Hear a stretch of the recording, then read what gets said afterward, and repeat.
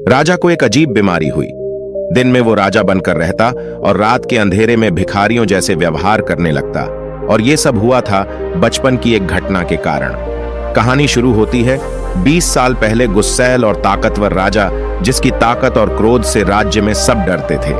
लेकिन राजा का बेटा बड़ा उपद्रवी था। वो किसी की बात न सुनता और कभी कभी तो शैतानी की सारी हदें पार कर देता।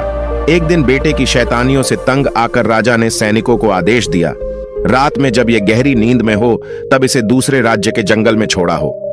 मंत्रियों ने राजा को समझाने का प्रयास किया, पर राजा अपने आदेश पर अटल था। उसी रात सैनिक 8 साल के राजकुमार को दूसरे राज्य के जंगलों में छोड़ आए। एक रात में राजकुमार का पूरा जीवन पलट गया। महल के विलास में रहने वाला अब दर दर की ठोकरें खाने के लिए मजबूर हो गया। राजकुमार भीख मांगने लगा। कुछ मिलता तो खा लेता, नहीं तो भूखे ही सो जाता। कुछ दिन बाद जब राजा का गुस्सा शांत हुआ तब उसने राजकुमार को ढूंढवाया, लेकिन राजकुमार चलते चलते कहीं दूर शहर पहुंच गया। समय की मार और लोगों की कार के साथ राजकुमार अपना बचपन और पहचान भूलकर पूरी तरह भिखारी बन गया। समय अपनी रफ्तार से चलता रहा। 20 साल बीत गए। 8 साल का बच्चा अब 28 साल का जवान हो गया। ऐसे ही भटकते भटकते कुछ गांव शहर पार करके एक दिन भिखारी अपने ही महल के सामने से भीख मांगते हुए गुजरा।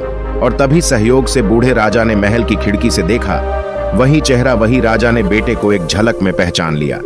राजा ने तत्काल सैनिकों को आदेश दिया, इस भिखारी को पकड़ो और जल्दी महल में लेकर आओ।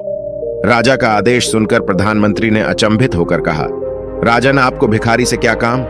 हे राजा ने कहा, प्रधानमंत्री जी, ये जो भिखारी दिख रहा है असल में मेरा पुत्र है, इस राज्य का राजकुमार है। मैंने इसे कहाँ नहीं ढूंढा, लेकिन संयोग से यह खुद वापस अपने घर आ गया। राजा का आदेश सुनकर सैनिक भिखारी पीछे दौड़े लड़के ने जब सैनिकों को अपनी तरफ आते हुए देखा तो वो घबरा गया। शायद महल के सामने भीख मांगना अपराध है, इसलिए ये लोग मुझे पकड़ने के लिए मेरे पीछे आ रहे हैं। लड़का भागते भागते बाजार की भीड़ में घुस गया और सैनिकों की आंखों से ओझल हो गया। सैनिक वापस महल लौटे और राजा से कहा, महाराज, वो भिखारी हमारे हाथ नहीं आया। हमें देखते ही वो तेजी से दौड़ा और बाजार की भीड़ में खो गया। प्रधानमंत्री जी सैनिकों की बात ध्यान से सुन रहे थे।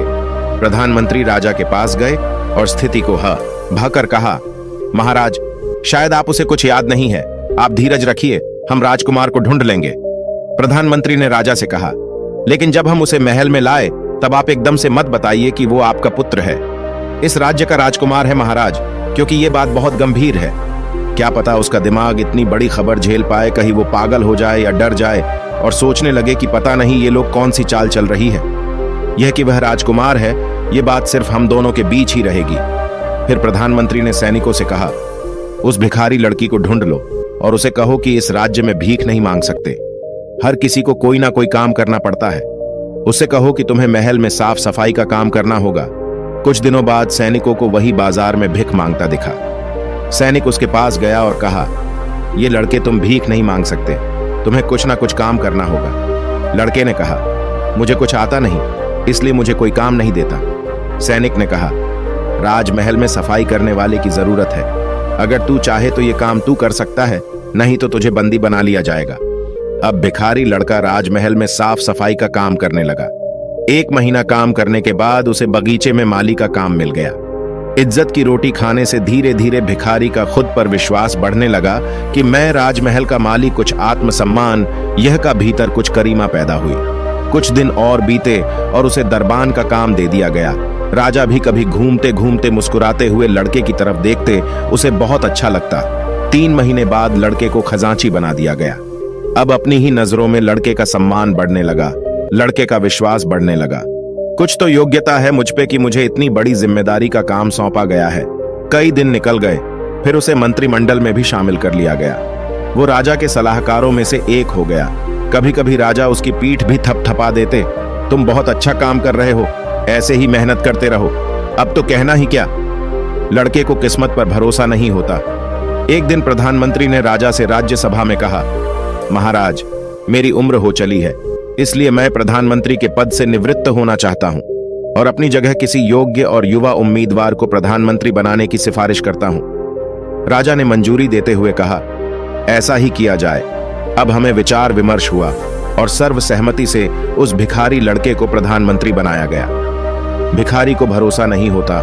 मेर किस्मत इतनी अच्छी कैसे हो सकती है? कहा मैं दर दर की ठोकरें खा रहा था। मुझ में ऐसा कौन सा गुण है जो ये लोग दे पा रहे हैं? अब तो दिन में कई बार लड़के का राजा के पास आना जाना होता रहता था। एक दिन राजा ने उससे कहा, अब तुम्हें सत्य बताने का समय आ गया है। उसे राजा ने आंखों में आंसू भरकर कहा, वास्तव में तुम मेरे ही पुत्र हो, तुम असली राजा हो। लड़का यह सुनकर स्तब्ध रह गया। अगर ऐसा था तो आपने मुझे पहले क्यों नहीं बताया? राजा ने कहा, अगर हम तुमसे 4 साल पहले एकदम से यह बात कहते तो तुम्हें यह बात हजम ना होती। तुम कुछ भी प्रतिक्रिया कर सकते थे, इसलिए यह 4 साल का समय खर्च हुआ। लड़के ने कहा, राजन आप रोइए मत, आपने अच्छा ही किया। उस समय में कुछ समझ ही नहीं पाता। आज आप कह रहे हैं तो हल्की हल्की स्मृति होती है। महल की दीवारों को, यहाँ के दरवाजों को देखकर लगता है ये पहले भी कभी देखे हुए है।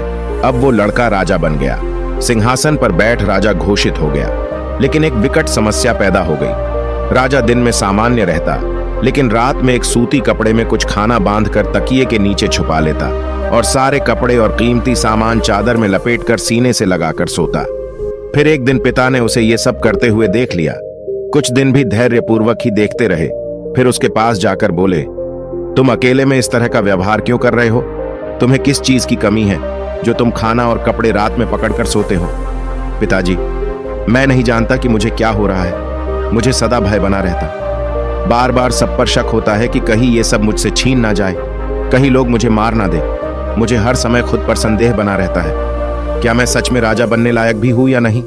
इसी कारण मैं रात में भिखारी बन जाता हूं। अगर रात में मैं रोटी और कपड़े अपने सीने से लगाकर ना सोऊं तो मुझे नींद नहीं आती। राजा को नौजवान की चेतन मन को पता था कि अब वो राजा है, लेकिन पिछले 20 सालों का अवचेतन मन इसे कैसे स्वीकार करे? जो रेखाएं गहरे मन में खींच गई थी वो बार बार उसे भिखारी महसूस कराती। इसी मानसिक विरोधाभास के कारण राजा बीमार रहने लगा।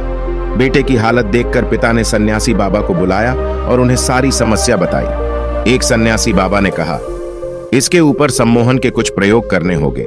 जब से यह ऊपरी सतह पर राजा बना है तब से इसके अंतर्मन में बैठा भिखारी विचलित हो गया है, इसलिए यह डर और चिंता में जीता है।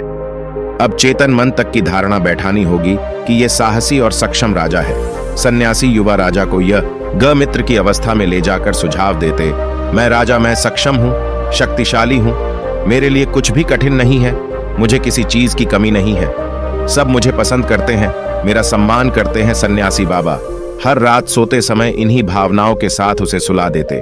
धीरे धीरे राजा के अंतर्मन में साहसी और सक्षम होने की भावना बैठती गई और भिखारी होने की भावना क्षीण होती गई। पुराने डरावने सपने अपने आप समाप्त हो गए। दोस्तों, आपके शरीर और मन को कमजोर बनाए वो पाप है और मैं कमजोर, ये मानना तो सबसे बड़ा पाप है। स्वामी जी कहते हैं कि ब्रह्मांड की सारी शक्तियां पहले ही हमारी ही है, जो अपनी आंखों पर हाथ रख लेते हैं और पूछते हैं कि कितना अंधकार है, हम जो चाहे वो कर सकते हैं। लेकिन हमारे अवचेतन मन में अहंकार नाम का एक लाचार भिखारी बैठा है, जो खुद को आत्मा से, परम शक्ति से अलग मानता है, इसलिए हमेशा कमजोरी और चिंता महसूस करता है। चेतन जब अपनी शक्ति पहचानता है तब वो राजा ये अच्छा भविष्य देख सकता है, पर विश्वास कर सकता है। लेकिन जैसे ही ध्यान हटाओ वैसे ही आप चेतन मन में बैठा हुआ भिखारी पूरे मन पर हावी होने लगता है। हमें अवचेतन मन को हराना नहीं है, बल्कि अवचेतन तक सही संदेश पहुंचाना है। कैसे योग, निद्रा या ध्यान में खुद को बहुत शांत करके जो भी हम अपने जीवन में पाना चाहते हैं, आनंद, खुशी, ठंड, कामयाबी, कुछ भी, उसकी धारणा बनाकर उसे बार बार महसूस करना है।